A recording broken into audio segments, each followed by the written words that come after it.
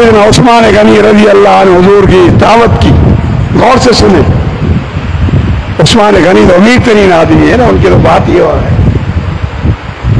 اور منت مانی کہ اگر حضور میرے آستانے گھر پر آئے تو جتنے قدم درمیان میں گزریں گے ان کے غلام آزاد کروں گا.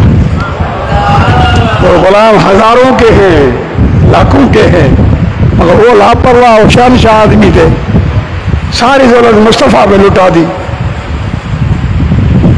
حضور نے دعوت قبول کر دی. حضور جا رہے آپ کے گھر پہ, مختصر کر رہا ہوں, پیچھے سے عثمان غنی قدم گنتی کر رہے ہیں. مصطفیٰ کریم نے پوچھا عثمان کیا کر رہے ہو؟ فرمایا اسی قدم گن رہا ہوں. فرمایا کیوں؟ اس لیے گر رہا ہوں کہ جتنی منت مانی ہے کہ جتنے آپ کے قدم میرے گھر تک جائیں گے اتنے غلام آزاد کروں گا. حضور خوش ہو گئے. جب وہاں پہنچے تو عجیب کھانے تھے, کئی ڈش بنے ہوئے تھے کھانوں کے. حضور بڑے خوش ہو گئے, صاحب بڑے خوش ہو گئے. کھا کر جب واپس ہوئے ہر ایک نے اپنے گھروں میں بات کری. عثمان غنی بڑی دعوت کی تھی حضور کی. ہاں بھائی کیوں نہیں, کہ بولے وہ تو بڑے وقت کے شاہکار آدمی ہیں. تو مولا علی نے بات کر دی گھر میں. تو مولا علی نے کہا افسوس اگر ہمیں بھی خدا دیتا تو ہم بھی دعوت کرتے. اللہ کے رسول ہمارے گھر میں بھی آتے. حضور تو جاتے تھے آپ کے گھر. ام المومنین عائشہ صدیقہ فرماتی ہیں کہ حضور سفر پہ جاتے تھے تو سب سے آخر میں بیوی صاحب کے ہاتھ سے تشریف لے جاتے تھے. جب سفر سے واپس آتے تھے تو پہلے بیوی صاحب کے گھر آتے تھے, پھر صحابہ کے ملتے تھے.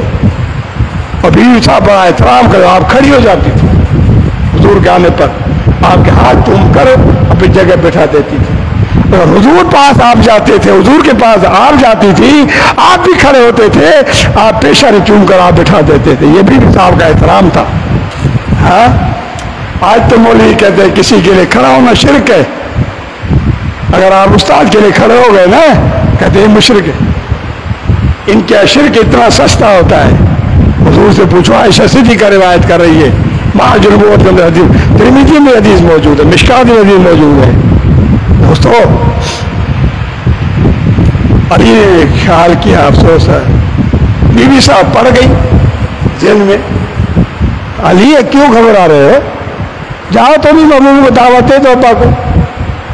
فرمایا ہے کچھ نہیں, دعوت کس پہ دوں, غربت تو تھی نا, دو دن وقت فاقے ہوتے تھے, غربت بڑی تھی. فرمایا گھبراؤ نہیں, جو آئیں گے خود انتظام کریں گے, ابا کو دعوت دو. بڑا بالا کر علی صاحب کو نعمت دلا دی. مولا علی گئے حضور سے جا کر فرمایا یا رسول اللہ میری دعوت. حضور نے اعلان کر دیا جی علی کی دعوت.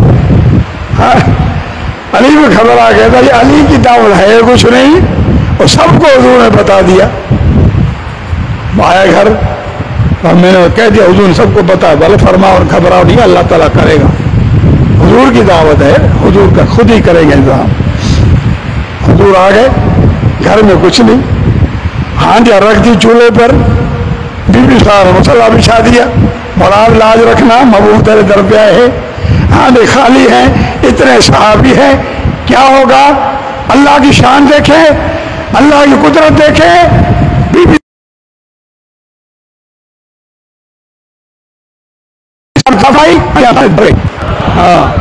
بھاگ گئی, صحابہ تقسیم ہوئی, صحابہ کھانے لگ گئے. حضور نے پوچھا صاحب یہ بتاؤ کھانا کہاں سے آیا؟ حضور علی کی دعوت ہے.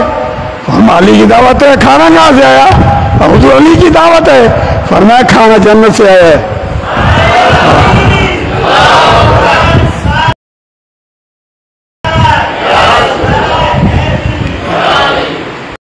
کھانا جنت سے آیا.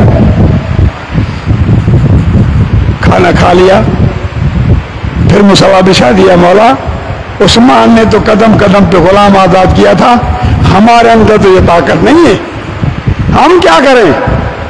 بس یہ دعا مانگ رہی تھی, جبریل آئے. حضور بھی صاحب سے کہہ دو گھبرائے نہیں, آپ پھر مسئلے میں دعا کریں, آپ نکلیں, ہم آپ کے ایک ایک قدم پر 1000 گناہگاروں کو بخشتے جائیں گے.